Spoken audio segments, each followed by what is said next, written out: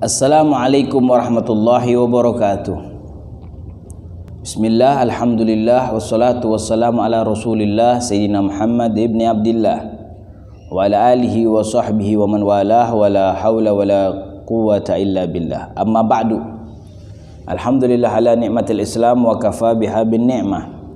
Nawaina at-ta'alluma wa ta'lima wa tadhakkara wa tadhkir wa naf'a wal intifa' ifada wal istifada wal hatha ala tamassuki bi kitabillahi wa sunnati rasulillah sallallahu alaihi wasallam wa du'a ila al-huda wa dilalata ala al-khair li ibtigha'a wajhillahi wa mardatihi wa qurbihi wa thawabihi subhanahu wa ta'ala. Subhanallah walhamdulillah wa la ilaha illallah wallahu akbar. Ada kulli harfin kutiba aw yuktabu ila abidi abidin wa dahri dahirin. Subhanaka la ilma lana illa ma 'allamtana innaka antal alimul hakim wa tub 'alaina innaka antat tawwabur rahim. Allahumma inni qad istaudiuka ma 'allamtanihi fardudhu ilayya inda hajati wa la tunsinihi ya rabbal alamin. Wa sallallahu ala sayyidina Muhammadin wa ala alihi wa sahbihi wasallam walhamdulillahi rabbil alamin. Kaum muslimin dan muslimat dimanapun Anda berada, kita berjumpa kembali di dalam kajian Al-Wafa bi Ahdillah Jawa Tengah, di dalam pembahasan kitab Mukhtar Hadis Asy-Syarif. Kita sampai di dalam hadis ke yang 57 dan insyaallah berlanjut ke hadis ke 58. Di hadis ke 57 Nabi Muhammad sallallahu alaihi wasallam bersabda, ya ummul qaum agra'uhum lil Qur'an, rawahul Muslim wa Ahmad. Nabi Muhammad sallallahu alaihi wasallam bersabda, yang memimpin kaum adalah mereka yang paling pandai bacaan Al-Qur'annya. Yang dimaksud di sini memimpin kaum adalah imam di dalam melaksanakan salat jamaah. Sebagaimana disebutkan, hendaknya seorang imam yang memimpin salat jamaah adalah mereka yang paling fasih di dalam bacaan Al-Qur'annya. Ini tentu di luar daripada pembahasan tentang yang paling faqih, yang paling alim di dalam kesenian ilmu fikih tentang bab salatnya.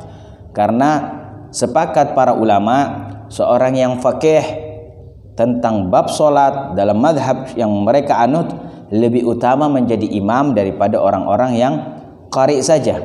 Orang-orang yang hanya fasih saja di dalam bacaan Al-Qur'annya namun tidak menguasai ilmu fikih, maka didahulukan orang-orang yang menguasai ilmu fikih.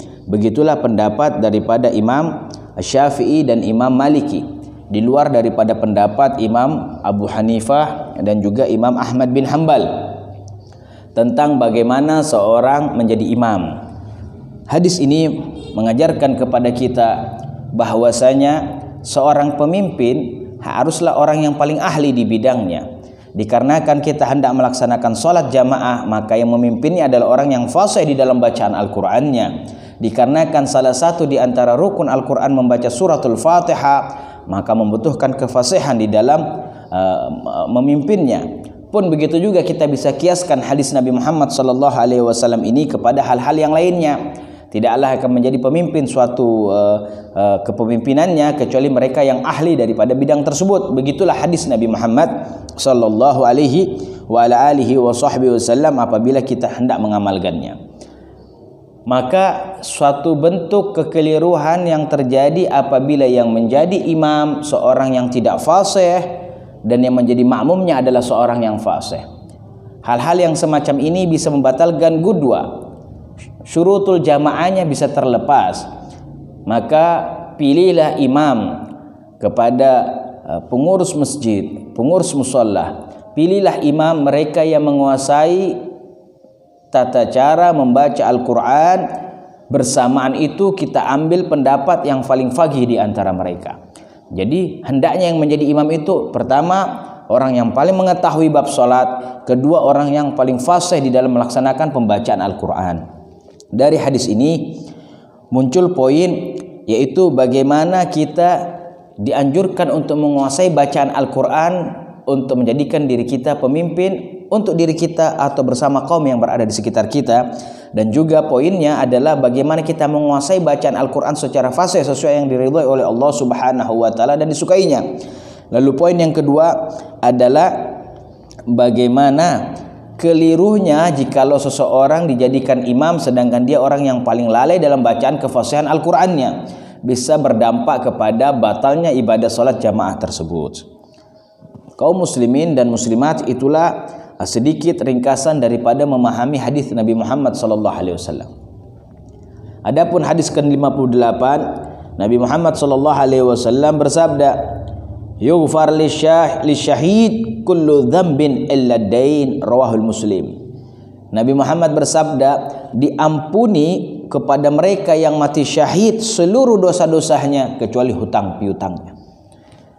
Hadis ini menjelaskan kepada kita tentang orang-orang yang mati syahid dan bagaimana karunia Allah Subhanahu wa taala kepada mereka dan bahayanya terhadap dampak hutang yang tak dibayarkan.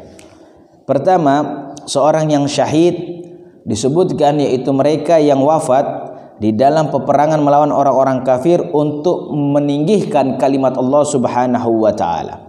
Orang-orang yang wafat di medan perang untuk meninggikan kalimat Allah Subhanahu wa taala, merekalah orang-orang yang syahid. Bagi mereka yang semacam itu, subhanallah, Allah melimpahkan ganjaran dan pahala yang besar kepada mereka. Sebagian di antara ulama telah mengatakan mereka adalah golongan orang-orang yang masuk surga tanpa dihisab, dan sebagian lagi mengatakan mereka adalah golongan orang-orang yang Allah Subhanahu wa taala berikan izin untuk memberikan syafaat kepada orang-orang yang dicintainya, 70 dari kalangan sanak famili kerabatnya. Orang yang mati syahid punya derajat yang tinggi di sisi Allah Subhanahu wa taala.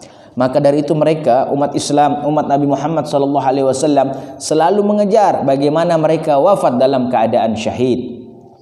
Syahid di dalam Islam terbagi, di dalam ilmu fikih terbagi menjadi 3 hal. Syahid dunia wal akhirah, ada syahid dunia, ada syahid akhirah. Yang dimaksud dengan syahid dunia wal akhirah yaitu orang yang wafat di medan perang. Ini disebut syahid dunia wal akhirah. Di dunia dia dikenal sebagai syahid, di akhirat pun juga dia akan dibangkitkan sebagai syahid. Ada orang yang namanya syahidul dunia, dia syahid hanya di dunia saja.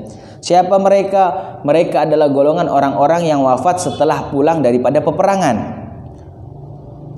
Dalam pendapat yang lain adalah mereka orang-orang yang berjuang bukan untuk menegakkan kalimat Allah, tapi hanya terjadi peperangan di antara memperebutkan kekuasaan satu dengan yang lainnya. Atau mereka yang pulang daripada peperangan untuk menegakkan kalimat Allah, mereka lah dikenal sebagai syahid dunia. Di dunia mereka dikenal sebagai syahid, namun di akhirat mereka tidak dibangkitkan sebagai orang-orang yang mati syahid.